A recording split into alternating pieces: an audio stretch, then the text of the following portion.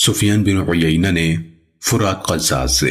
انہوں نے ابو طفیل رضی اللہ تعالیٰ عنہ سے، اور انہوں نے حضرت حذیفہ بن اسید غفاری رضی اللہ تعالیٰ عنہ سے روایت کی، کہا ہم باتیں کر رہے تھے تو نبی صلی اللہ علیہ وسلم نے اوپر سے ہمیں جھانک کر دیکھا اور فرمایا تم کیا باتیں کر رہے ہو؟ ہم نے عرض کی ہم قیامت کا ذکر کر رہے ہیں۔ آپ نے فرمایا قیامت نہیں آئے گی